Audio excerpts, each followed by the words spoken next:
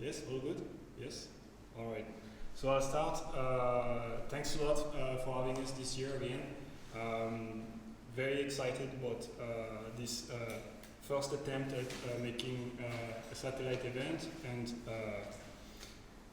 yeah, streaming both ways, in both directions. And so for that, I would like to thanks a lot Amanda, who's been like instrumental in putting this together, and of course Vivian on our side, who have like done a lot of work to make this happen. So thanks a lot, guys. So can I switch? Vivian?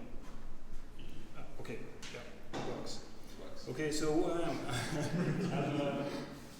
I'm Remy Bertot. I'm one of the co-founders of Passbolt with Cedric and Kevin, and we've been users of CakePHP since version 1. So it takes us a long back. And one of the first applications we built together was an e-learning platform called Click on French, and we've been not super active contributor of CakePHP, mostly users. We have helped a lot, helped a little bit in translating, for example, stuff in French, but not. We are happy users of CakePHP. So thanks a lot for all the core CakePHP developers. You know, you've been instrumental to our success as well. So I'm not going to spend too much time telling you about Passbolt because you know, it's not an advertisement, but basically Passbolt is an open source password manager. Everything is open source. You can share your secret with your team. It's available on iOS and Android and in a terminal near you. So if you have curl and GPG, you can pretty much interact with Passbolt, which I think is a pretty neat feature. You don't need to install a lot of things to integrate and feed your secret into your CI/CD pipeline. So Passbolt is a password manager, but can also be used as a secret manager. So today I'm going to talk a little bit about authentication. So authentication is l'Arlésienne, as we call it in French, is this topic that always comes back and never gets solved. And if you're a developer, especially a PHP developer, you will be doing a lot of, you know, creating an authentication layer for your application every time you start a new project. And CakePHP has been pretty good at helping people using the authentication plugin to get started and make sure that you have like proper authentication in place. But it's always a step that you need to go through every time you set up a new project.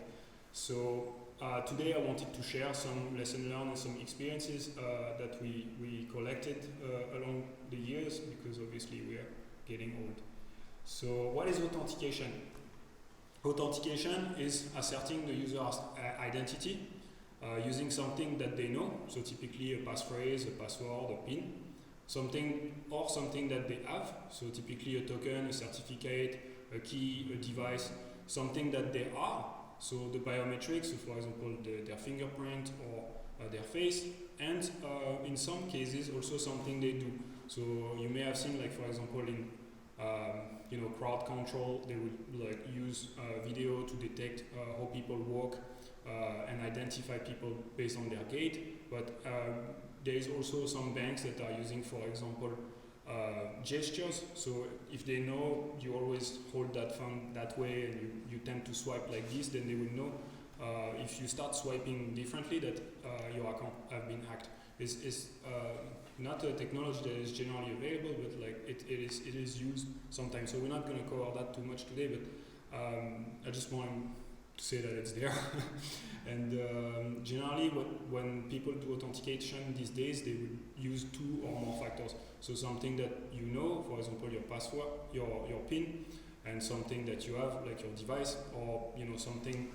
Sometimes, you know, a combination of 3. So, for example, the biometric will unlock your PIN or password, or you know, like basically any combination of the 3. So we'll start with the most basic one, which is like password-based authentication, which pretty much these days, you know, is getting challenged a lot, but still that is something that is done a lot. So I'm not going to explain too much like the process, because most likely you have implemented such a system.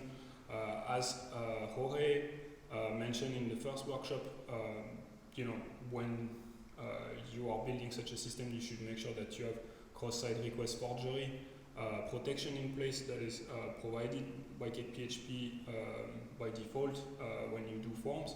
So this is to make sure that an attacker cannot, on another domain, craft a form and have a user make an action on that separate domain and basically trigger an action like deleting your account or like purchasing something on another server. So this token is quite important.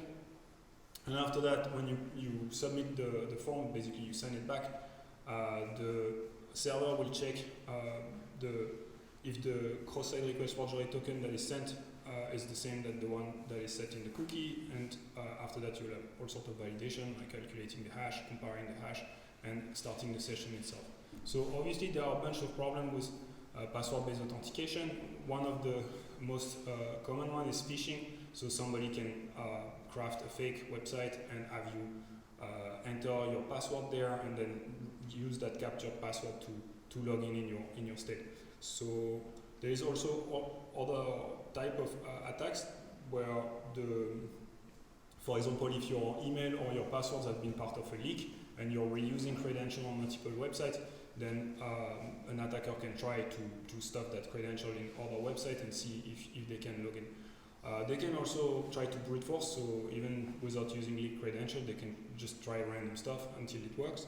And if your password has been part of a leak, so for example, if there is a SQL injection vector available in your app and they are able to extract the hashes of the password, then they might be able to crack them offline if you're using like a weak hashing mechanism.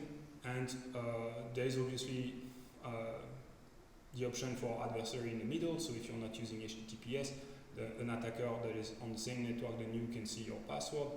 You have something that is a bit less known, which is like password logging. So for example, if you're working for a large organization and you know your server is actually not the end server serving the request, but your request is jumping through a lot of hoops, these other services might log your request and might log your password in clear.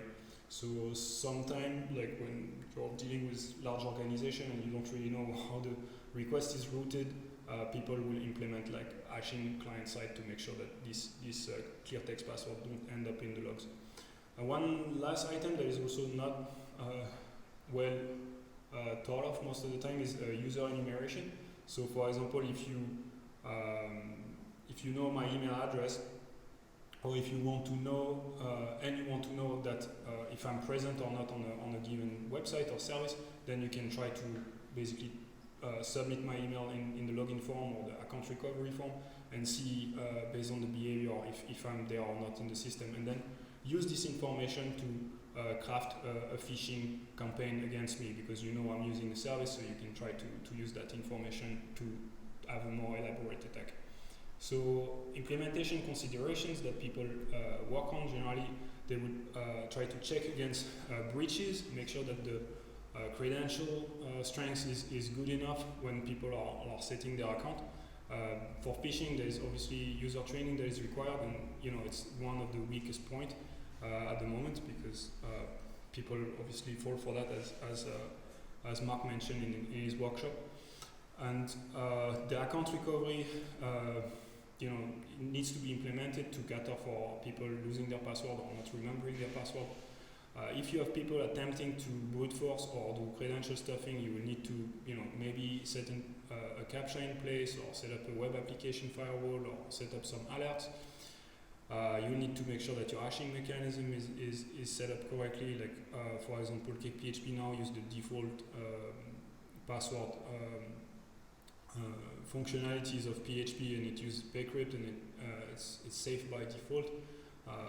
The salt is included as part of the baseline, so you don't need to set up and manage the salt anymore, which is kind of neat. And yeah, HTTPS, even though you set it up, it can still be misconfigured, or you can be using weak algorithm. We talked a little bit about client-side hashing, which is like an edge case, but depending on where your service is sitting, you may want to consider this. And for the user enumeration, you will need to provide an experience where you have if the account is there or it's not there, you will provide the same error messages or success messages. But even there, you can still, using statistical analysis, see, depending on how you're coding, if, for example, when the user is not there, it's faster than when the user is there. You could potentially deduct if a user is there or not, and it's quite a complicated topic, and it's quite hard to implement. So one of the things I wanted to share today is this library called ZXCVBN.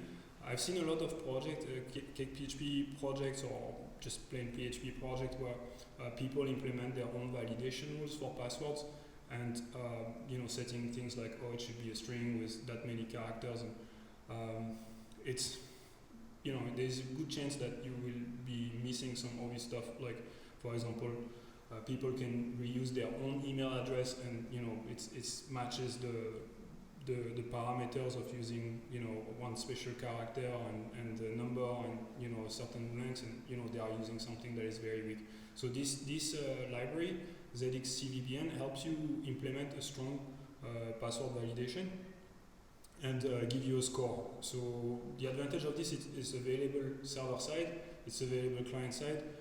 It contains also the list of the most known passwords, and you can give it contextual data such as the name of the person or the email, and it will make sure that the user is not trying to put the name of the service and the current year, that kind of thing. So I find it, you can implement pretty easily strong password validation using this library.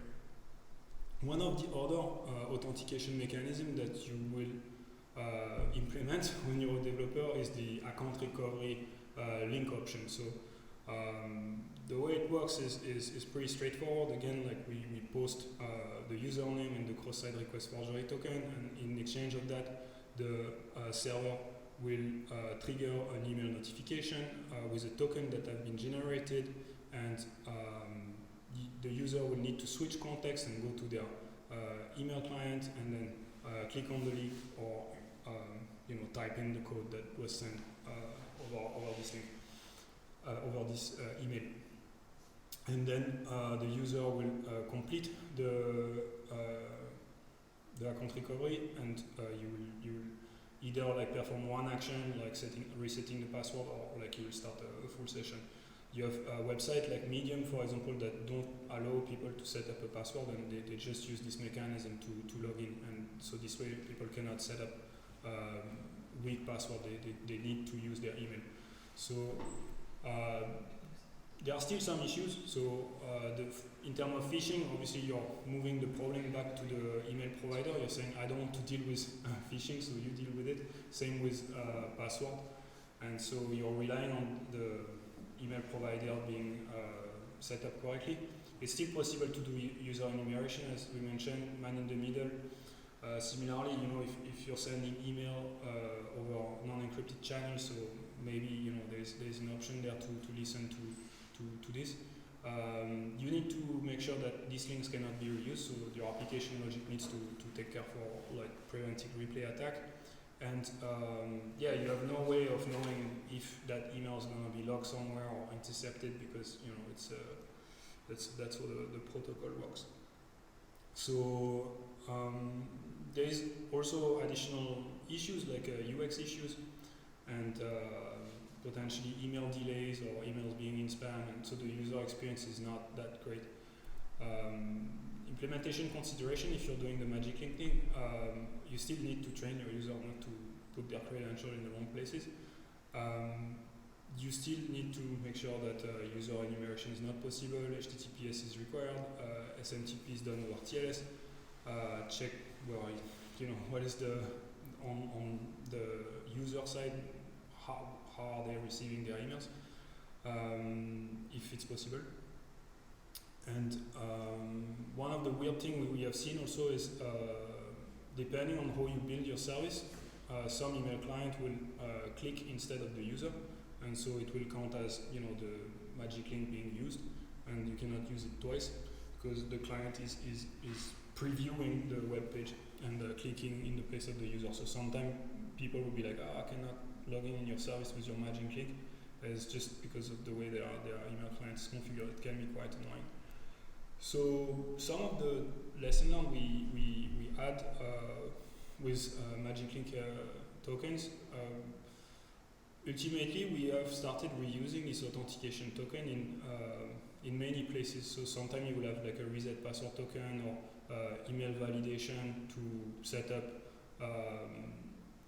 your account on a new device, and so we ended up reusing like a same table with like a token which is like a large random token, and an expiry date that is already set directly. So instead of saying like expired, for example, Boolean true or false, we will just put the date at which the token is supposed to expire, if it's a token that expires. And you don't have to calculate the expiration date. You can just like make sure that it's set and it will be used by default. Similarly, when you consume the token, you can mark it as expire now because you've used it. So it can be like something that you want to do depending on your use cases. So using multiple types and adding some context also might be useful. So we do that, for example, in some token to verify the context. So for example, when you're doing a single sign-on, it should be normal that the user agent is the same, that their IP address is the same. If they change browsers in the middle of a single sign-on, you know that something is fishy. You can also use that to drive, for example, you know that this token is valid for a single sign-on using Azure for that particular configuration. So if for example the configuration have changed, then you don't allow them to continue using that token to complete the authentication with the previous setting. So we use that basically free-form denormalized field to store additional information about the context, the previous action, the next action, the setting that is associated with the token when it was created. That sort of things. And one thing you may want to consider is how you're going to handle purging. So that's why I would recommend using like very strong tokens. So the largest your token, the very unlikely you're going to have collision. So this way you can safely purge them. The SMS authentication is like a variation on the theme of the Magic Link. And instead of sending to an email service, you're sending to an SMS service. So it's pretty much the same thing, except it's going by SMS. It's still possible to phish. You can still have adversary in the middle. For example, if your network is not safe, you can brute force. So for example, SMS, typically you will send like 4 digits, so there's not a lot of options. Depending on where you are in the world, and I know for example in the US it's possible to have like SIM card swap. So an attacker using the account recovery option in your phone provider to take over your phone number and then receive the SMS instead of you. And this is pretty weak spot of SMS authentication, even though it's one of the most used MFA, because people assume that, service provider assume that you have a phone, so they are sure that you will know to use your phone, and so that's a pretty safe bet that you will be able to perform multi-factor authentication with your phone. But in terms of security, it's not that great. So there's not much you can do there to improve this type of MFA. Then we have TOTP. So I'm not gonna go through tips to implement SMS notification. It's not something that we do, and it's not something I would recommend doing unless you're dealing with a large user base that is like fairly non-technical. The TOTP authentication is another scheme that is often used in more like services that are geared toward like a bit more technical people, where you will need to scan a QR code and it will generate a temporary code that is rotating every minute. So it works pretty much the same. You will send you will go to your other clients and you will get the TOTP token and you will enter it in the form, and then you will check server side if that TOTP that is sent by the client is matching the configuration that you have server side. So if you have never done TOTP authentication before, it's actually fairly easy to implement. There are still some considerations that you need to take into account, like adversary in the middle. It's still possible to create a phishing site. It's still possible, if you send your site is not protected by HTTPS to snoop on that, and it's possible to brute force TOTP. Typically, it's 4 or 6 digit that you need to enter, so it's not a lot of options. So you need to cater for that.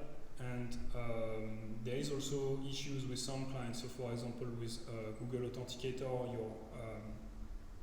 your TOTP tokens are synchronized without end-to-end encryption. So if somebody have access to your Google account, for example, is successful in phishing you for your Google credentials, then they will have access to your the TOTP for your other services, and that's not depending on TOTP itself, it's depending on the client implementation. And obviously there is on top of that, now you have the UX issue of losing your TOTP. This is why Google Authenticator have implemented this sync, even though it's less safe, is to cater for this user experience issue of people losing their device that store their TOTP.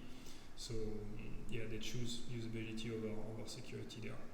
I know that they are planning to roll out end-to-end encryption for that, but it's been more than 6 months now. So implementation consideration, user training. It's hard to teach non-technical user to use TOTP.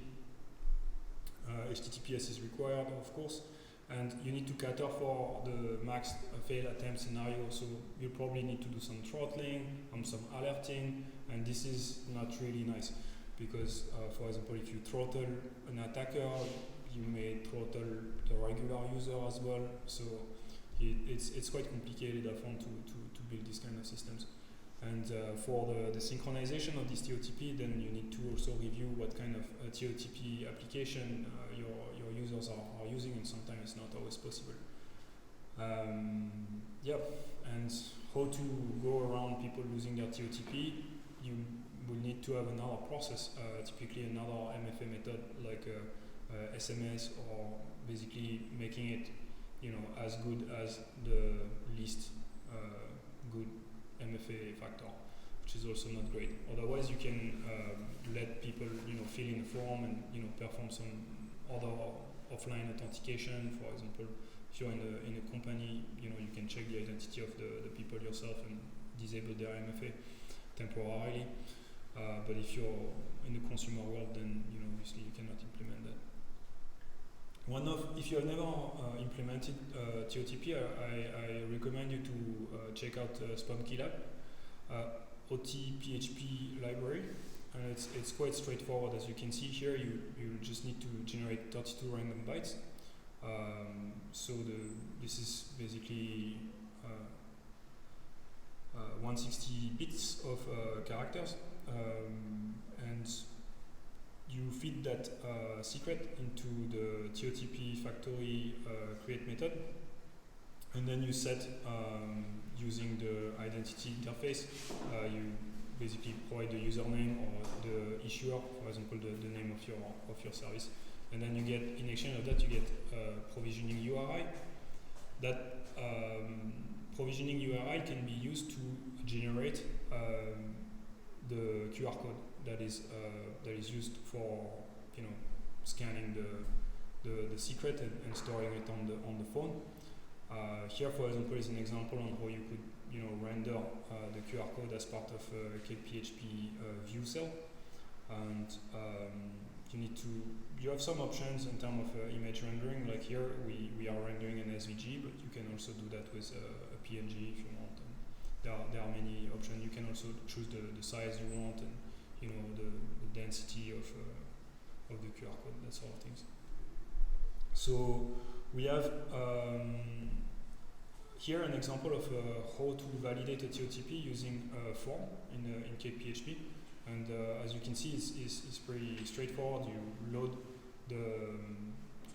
TOTP provisioning URI into the factory, and you provide the value, and you verify, and you get a Boolean injection. So it's not so hard to implement. What is hard to implement is the user experience around people losing their TOTP. So another method of authentication that is used quite a bit is O2 or EDC. So for example, if you're using Azure or Google SSO, this is typically a protocol that you will need to implement. There are several flows. Here I'm showing like code flow, which is, I would say, like one of the most popular that you will see. You have other type of flow like hybrid flow, or even like with Azure you have like a flow that they call OpenID Connect, which have like less back and forth.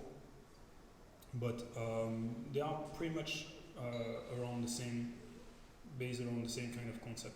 So here you will, the client will start their single sign-in process, and the resource server, which is your application, will create a URL for which the user will be redirected to.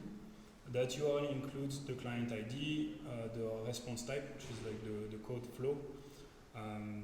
It contains also a state and a nonce and a scope. So the state is used to make sure that cross-site request forgery attack are not possible, and the nonce, the scope is used for OpenID to specify that this code will be used to give you some information about the user, their email, that sort of things. So typically, if you have other capabilities, like you don't necessarily just want to have their user identity with that code, but you want to perform some additional information, some other requests. Some service like Azure, for example, will allow you to read their emails or do all sorts of things, like read their emails in their mailbox and not just get their email address. So then, based on that, the client is going to the authorization server. So it can be like a Google, or it can be any O2 compliant server like Azure or GitHub or whatever. And the user is redirected here again with the code. So the code is what you will use from the resource server to query the authorization server to get some information about the user. And the state is also returned and is checked against what is there in the URL and in the cookie. So this way you have the cross-site request forgery protection, like we've seen with the cross-site request forgery token in the previous flows. And next, the resource server is using that code to get some additional information about the user. So typically, if it is compatible with OpenID Connect, it will give you like a GWT, which contain information about the user, such as their email and other claims that you've requested in the scope, and as well as a nonce. So the nonce will be used to make sure that the initial request that you did is correlated with the final request. So this is to prevent scenarios, replay attack scenarios coming from an attacker that would pretend to be an authorization server. And yeah, that's it. After that, you need to validate the GWT. You check the signature, you check for the expiry, you check the issuer, which is like the domain, to make sure that the domain is matching the authorization server, and then you can actually log in. So there are still some security issues with O2 OpenID Connect. One of them is cross-site request forgery, which we have seen. Like, you need to make sure that the state is set and checked correctly. Same for replay attack. You need to make sure that you check the nonce and you check the GWT expiry. There can still be adversary in the middle, and so you need to check that you have HTTPS and GWT signature as well. One of the key problems is if the service is unavailable, then people cannot log in and will need to basically fall back on using their email, which is not great. So for services like Google or Azure, it's quite rare when they go down, but they do sometimes, and so that might also like affect your service as well. Yeah, there is some problems also depending on how OpenID is implemented. For example, in Azure, the emails are not necessarily verified. It's the same for Google. They will tell you if an email is verified or not. So you cannot always trust the information that is in the GWT, and you will need to actually read the specs of your auth provider to make sure that the claim is actually what you expect. And maybe an email means is not. It's a free form field that anyone can fill up in their interface, and you cannot use that for authentication. There are some concerns around privacy, so every time you log in into a website, Google or Azure will know about it. So maybe it's a good thing if you're like in a enterprise environment, because then you can use these logs to set up alerts and integration with your security systems. Like I know like Cedric never works on Sundays. Then I know if he logs in the middle of the weekend, no, he's saying he works on Sunday sometime, okay. So we'll disable that alert. But you can do this kind of things. It's still obviously possible to set up phishing to steal the credentials that are used on the single sign-on provider side. I'm not gonna go in how you can implement OAuth 2 because it's as you can see, there's a lot of checks and a lot of like steps, but I would just give some feedback. We've been using like League OAuth 2 client, which is from PHP League, and it's quite nice, but it doesn't do like GWT signature verification, so it doesn't do the OEDC part. You need to implement this yourself, so just be careful if you go there. If you want some extra safety about like the GWT signature, you need to check, do some discovery around like getting the certificate from the service provider. So this you will need to build that yourself. There are some other considerations like Azure secrets that are used in the last step. For example, you send the client secret to connect to the authorization server, and you need to store that secret on the resource server, and it expires after some time. So if you forget to rotate that, then your SSO might be broken. And so if this is something to remember, to make sure that you notify your administrators that their SSO integration needs to be refreshed every once in a while. One of the things that we've implemented in Passbolt is, for example, we make sure that the admin complete the flow themselves before enabling SSO. So this is to prevent like the admin saving a wrong SSO setting and basically like rolling out the SSO to their user even though it's broken. So you would want to like make them play that flow and use the fact that they completed that flow to save the settings. So this is one of the use of the token, the authentication token that I mentioned at the beginning. So we use, for example, this context information. This is an administrator that is doing a trial MFA, trial SSO for these particular settings, and in exchange of that, they will get a token, another token that will allow them to save these settings. So we have this mechanism built in to make sure that people don't shoot themselves in the foot. So one of the last topic I wanted to cover is the future of authentication. Mark did a workshop on that on the first day, and it's an interesting and emerging topic. So you've heard, for example, about FIDO, Passkeys, WebAuthn, U2F, CTAP, and so I'm going to give a primer again in case you missed Mark workshop. The FIDO 2 project is a project that is a joint effort between FIDO Alliance and the W3C. This project aims to kill passwords, so basically make sure that people do not fall for phishing anymore. So it's composed of several components. One of them is the WebAuthn. So WebAuthn protocol is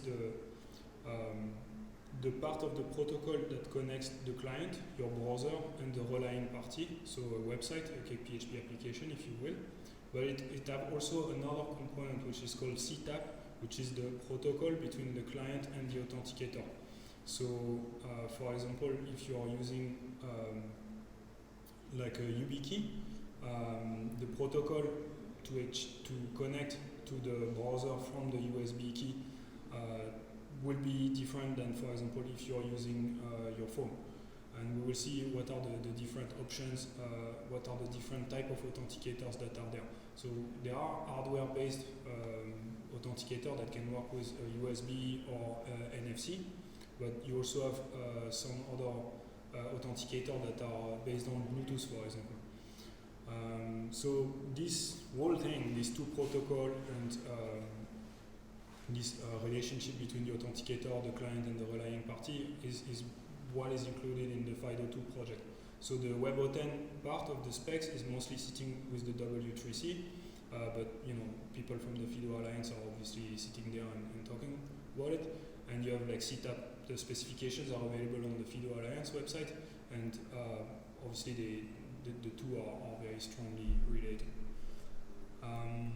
So how does it work? Like a passkey, there are different definitions of passkeys, so it's a new term that was coined like 2 years ago, because like obviously CTAP and WebAuthn is not a very sexy name if you want like mass user adoption.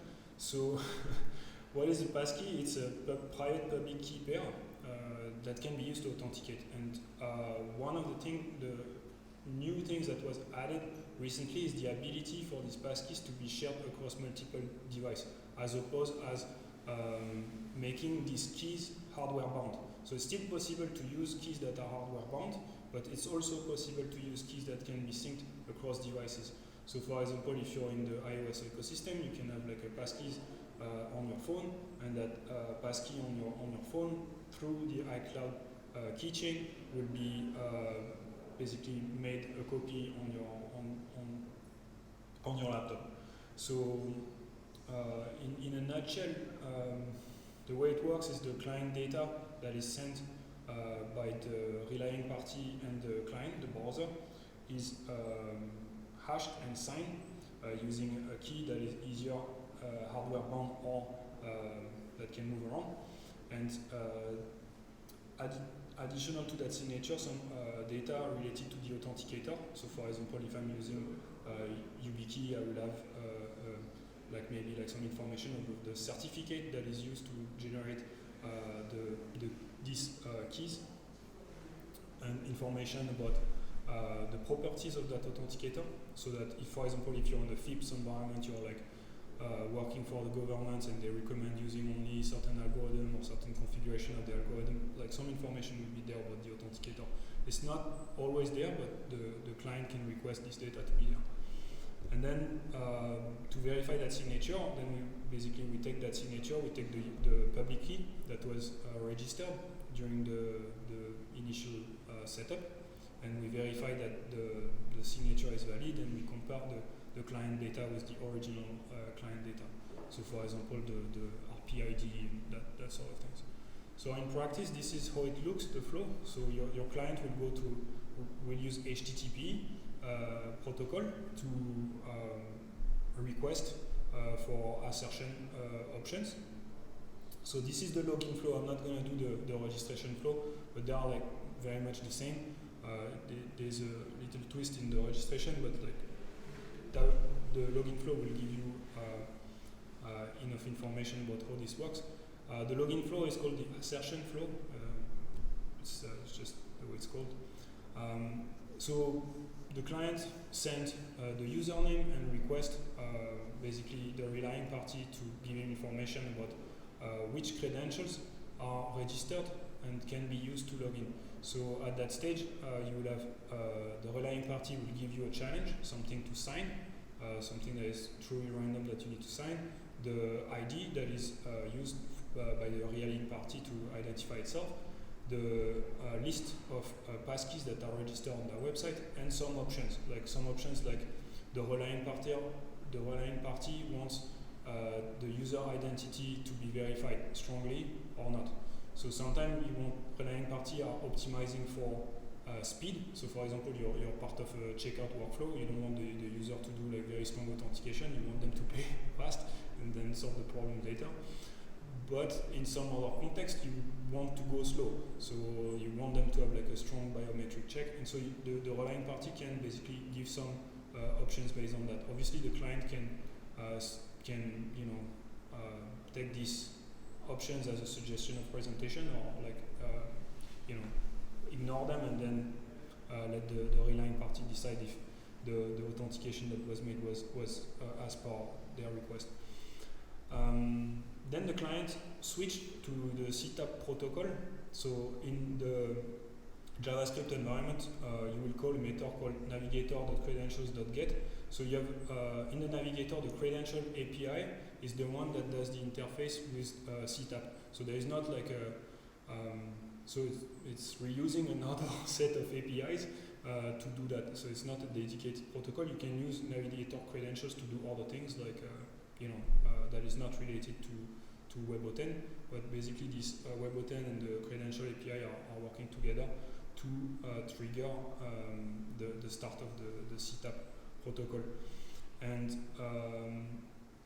then the client will trigger a function in CTAP that is called authenticator get assertion with the RPID and the hash of the client data.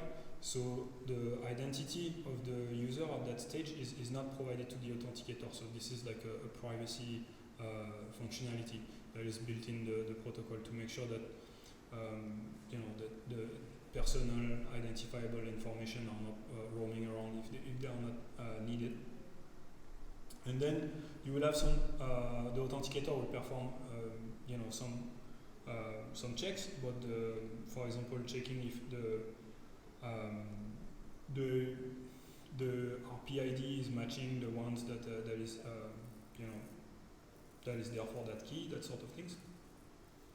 And then the authenticator will provide authentication data, the signature, and information about the context. And then the client will send this assertion response back to the server with the client data JSON, the authenticator data, the signature, and the user handle. And then the relying party will verify the signature, assert the RPID, so make sure that this signature is actually the signature for this site and not another site, and proceed with logging the user. So you've seen talk about like this flow completely replacing the login flow or being used on top of the login flow as multi-factor authentication. So it depends, for example, on the options that you're providing at the beginning. So some sites, for example, Google, will consider that if you use your phone, then it means it's something that you have, and because to unlock your phone you need to have biometry or know your PIN, you already have two-factor authentication, so you can use this to log in. But like for example, if you're using a YubiKey, as Mark showed initially, that don't necessarily have a PIN, if for this exchange the PIN was not requested, then you don't have several factor authentication. You just have like something that you have, which is the YubiKey, and something that you have, which is something on the YubiKey. So it doesn't count as a multi-factor. But yeah, it depends on your requirements and how many factors do you want. So how does it look? So these things are under heavy construction. There's a lot of work happening at the moment on like what the user experience should look like. And so I'm just going to give you, if you've never tried setting up Passkeys, basically I'm going to do that for you so you can see like how it feels. So here is on macOS and Chrome. So when you go and you do the registration process, a pop-up that is managed by the browser will come on top of the site, and then it will propose you to create a passkey. So there is already like a preference here. Chrome is basically saying we're going to store these passkeys in the password manager of Google, and I'm going to use Google to synchronize this passkey around.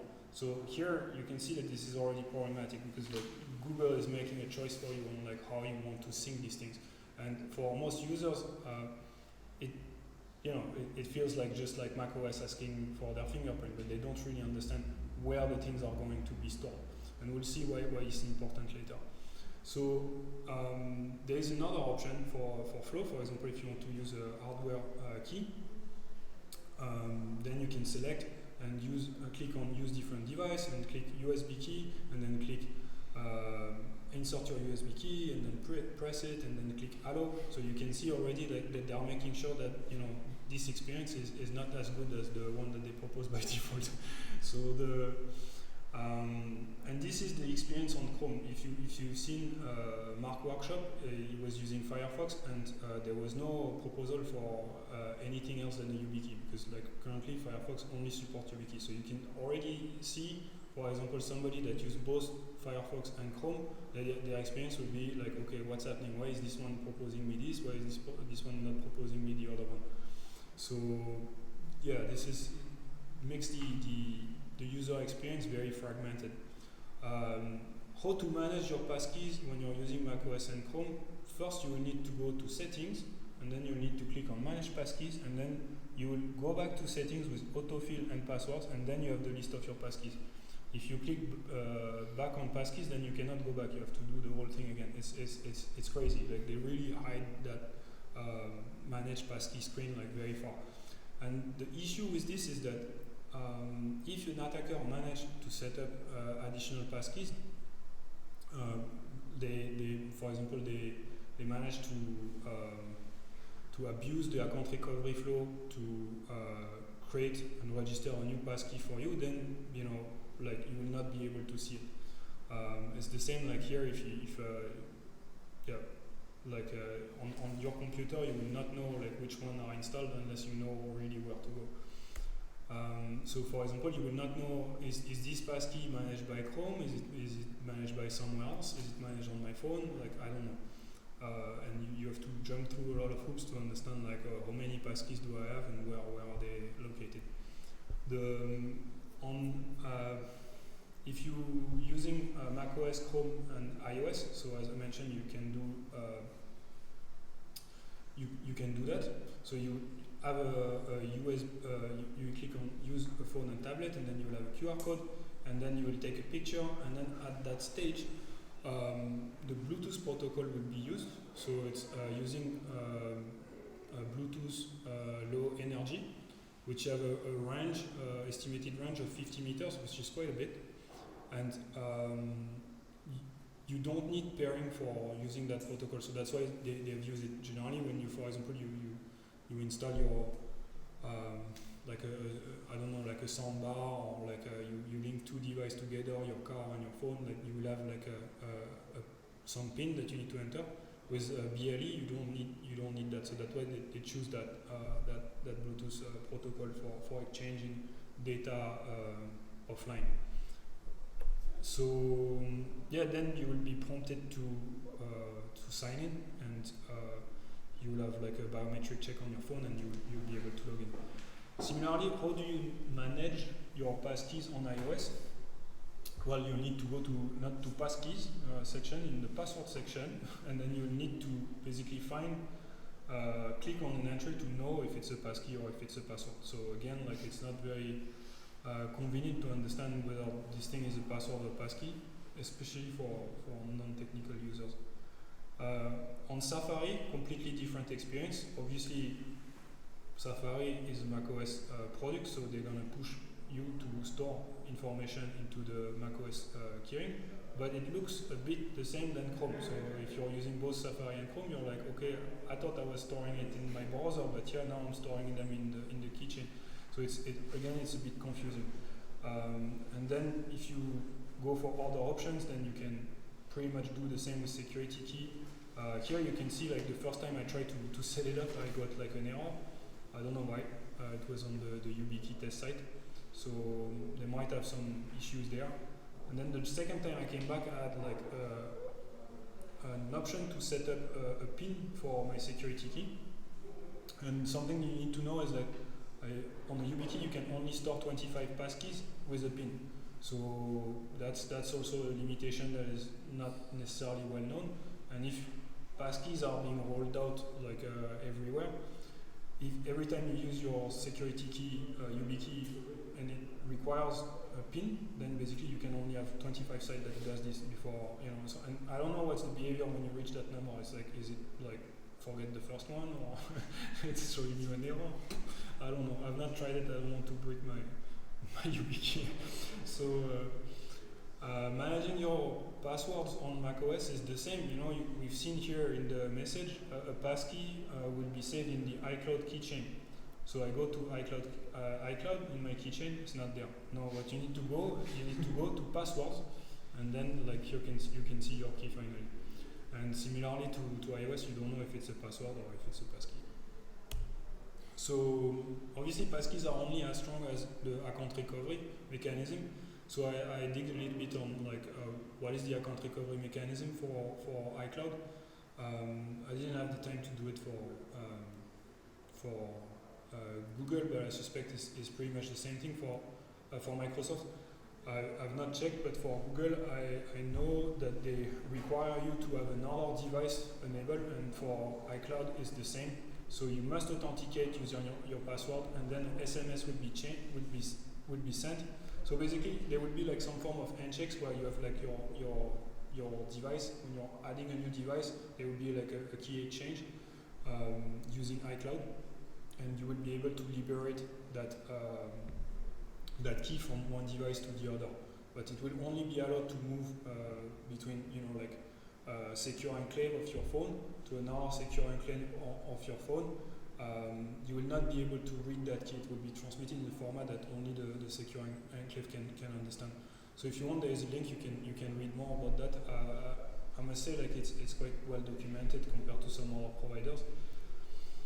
So you have solved a lot of problems with you have removed phishing. You have removed the need for you know, man in the middle. You cannot do credential stuffing. Like you need to. Every authentication attempt is unique. Every time it's using like a random challenge. So an adversary cannot like try a random challenge. They cannot be brute forced. If you have like even a leak of the public key, it's completely useless. And you cannot do adversary in the middle because HTTPS is required to be able to use that WebAuthn protocol. It's the same. You don't have password login anymore, but you still do have the user enumeration problem. So if we go back to the first steps, we see that here on the assertion options, we send the username, and this is quite problematic because if you're an attacker, you would know, okay, this person is registered on that site, and then you can basically craft some attacks around that information. And you still need account recovery, and we see like, you know, the account recovery, because it requires end-to-end encryption. It's not like a trivial thing, and so if you lose all your devices, basically you're gone. That's it. You cannot recover. So it's also like a good marketing thing, because like you will need multiple devices, so there's more devices to be sold. And yeah, you still need a lot of user training. In my opinion, this thing is not ready for prime time when it comes to like mass adoption beyond, you know, like using it as a second factor authentication.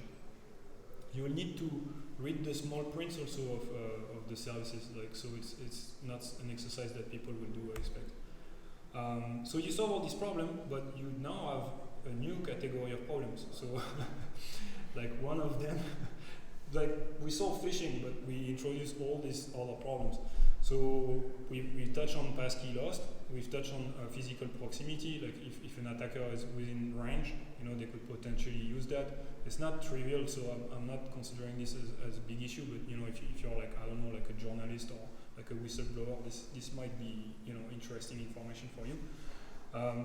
then you have passkey management and review. So for example, if an attacker, if your service, if the relying party is not showing you clearly what are the passkeys that can be used to log in on this site, an attacker can potentially, manage at some point to add a passkey, and they will have like a nice regular login. And so you need to train your users to manage their passkeys.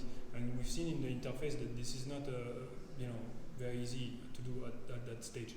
And I've not even touched, I've just touched the client side, but I've not even touched on the RP side to explain like the passkeys.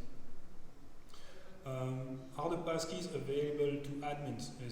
If the keys are roaming around, and we've seen, for example, with Passbolt, if you use Microsoft FIDO, you expect that everything is private to an application. It's not, depending on how your laptop is configured, depending on what kind of application you have. This information that are available via Microsoft FIDO might be available to other applications. And it's not trivial. You need to do a lot of research to understand who can access what. There's the user enumeration and the privacy problem. So we've seen that, for example, if passkeys are not,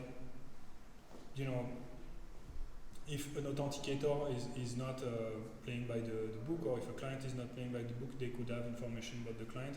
So there is a lot of privacy consideration for clients and authenticators, where you as RP also you also have some information to protect.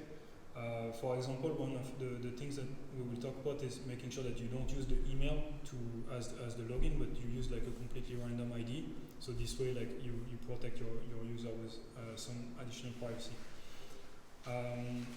There is also the option that, for example, the root CA or some intermediate certificate is leaked at some point. So we've seen this with public key infrastructure in the past, for example, with SSL. You do have some root CA that are compromised at some point, and people can forge certificate for google.com. So this can be quite problematic, and this basically the same problem will also be available for passkeys.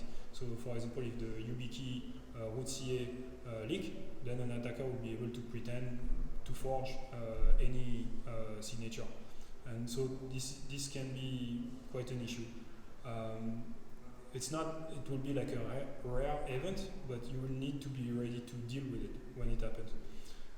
Similarly, you have some issues around quantum computer, so it's related to this. Public key infrastructure is not quantum resistant at the moment.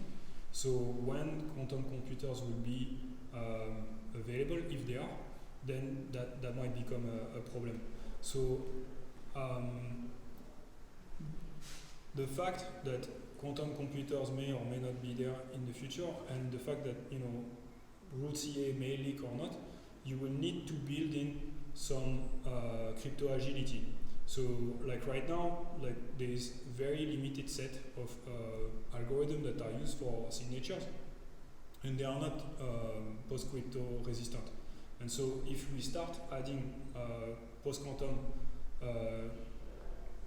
cryptography, we will need to support the old algorithm and the new algorithm, and we'll probably need to roll them out at the same time. And you will also need to implement crypto algorithms that are quantum resistant and have different variations, because maybe one may become compromised. So this is like for people that have been in the software industry for a long time, they will remember that the crypto systems were not as stable as they are now in the past. And so you would have like RSA, cyber, like some issues around RSA or some optimization or some problem around RSA, but like for the last 10 years or more, like this algorithm have been like quite optimized and quite stable. And we're gonna move to an area where these algorithms are not necessarily safe, and we will need to be agile and be able to switch them. We will be able, and so for you, if you implement passkey as your main authentication system, you will need to pay a lot of attention on how I'm going to rotate keys. So for example, I know this key was using this algorithm that has been compromised, so now I need to rotate all my users' keys. And how do you do this? In which order? Like, how do you notify your users to do this? And these are not trivial problems to solve, in my opinion. But the more you start thinking about them now, in your design, you will be a little bit ahead of the curve with these problems. So yeah, that's pretty much the security issues. There are some other issues around passkeys. I think, with passkeys we are kind of in the hype phase, so everyone is like super hyped up about it because it prevents phishing, and I think it's great. But like at some point people will start to like see the downside, and I think like the faster we reach that point where like people are like have digested and like their hype and went down through that phase where they hate passkeys, then we will probably like have the opportunity to have like really good passkey implementation and adoption. So the end user experience is going to be key. In FIDO, there is the UX working group that is working hard on this to make sure that there is a unification between like what service providers are requesting in terms of options, and also like the way authenticator and client are behaving, because right now it's the wild west. And there's obviously like specs. The specs are moving a lot, and the specs are being pulled in very different direction. So you have on one side, website like like Amazon that want very fast checkout, seamless user experience, and on the other side you have like banks that want like to know like exactly what kind of version of the YubiKey you had, what kind of algorithm that you used. So these are very different requirements, and they are all built in the same protocol, and so that makes it like quite hard for developers to understand. Okay, I have all these options. What should I choose for myself? Then you have also like some gatekeeping around authenticators. So for example, if the bank starts saying like, okay, I don't like these devices, or like I don't like, for example, iOS, then you might even have like a more fragmented ecosystem. So similarly, if the barrier at entry for you to build an authenticator is too high, then you will not have like open source alternative. You will not have. You need to use proprietary authenticator, and like authentication is the business. So there is like a vested interest behind it. So that might be an issue on the long term. For example, password managers are not considered good enough to be authenticators at the moment, even though we are part of the FIDO Alliance with some other password managers. There is, we are considered like the least safe option to store stuff, because we don't have hardware capabilities like the secure enclave, which is obviously better than just encryption with keys that can be exported. But still, the password manager have the habit, the experience on like building user experience for people to log in safely. And so right now, for example, credential manager like Dashlane will completely bypass the WebAuthn authentication implementation in the browser and inject in JavaScript their own implementation of the WebAuthn endpoints, and basically be able to hijack this JavaScript environment, replace the primitives to trigger their own version of CTAP. And it's called monkey patching, which is basically you're overriding the JavaScript primitive of the engine, of the browser. And but this is the only way for credential managers to be able to act as authenticator, at least in the browser. So there are discussions with Apple and others. Like, people have very different opinion about the subject. Like, Apple is more trying to go down the route of like forcing credential manager to have a desktop app to be able to talk to the account keychain. Microsoft doesn't really want to integrate, as far as I know. And you have stuff like, for example, Ubuntu or Firefox. The support is almost inexistent. So then it makes things quite complicated. For the open source community is not really going to have the same chance to play than the big players that have hardware access, or that have marketplaces or a browser. FIDO Alliance is a paid pay-to-play initiative. So like there is no, basically you'll find banks and GAFAM, but there are no like actor of the civil society at the moment. So like when it comes to making specifications that are like super important for if it's supposed to replace password and like be used by everybody to authenticate, is it a good thing that only the big corporations are involved and not the civil society that might have, for example, the journalist or the whistleblower might have different requirements than these banks. So this is something to think about, and if you are interested, then I invite you to get involved. And as Mark mentioned, like I'm not an expert as well. Like I'm not an expert of that topic. I think it's an important topic to get interested in. And if I say something wrong in this presentation, and for sure it's false, then please do and come ahead and tell me. And if you have questions and all, then I'm happy to discuss that further with you. That's it for me. I'm not sure if we have time for questions, but less than 5 minutes. Yeah.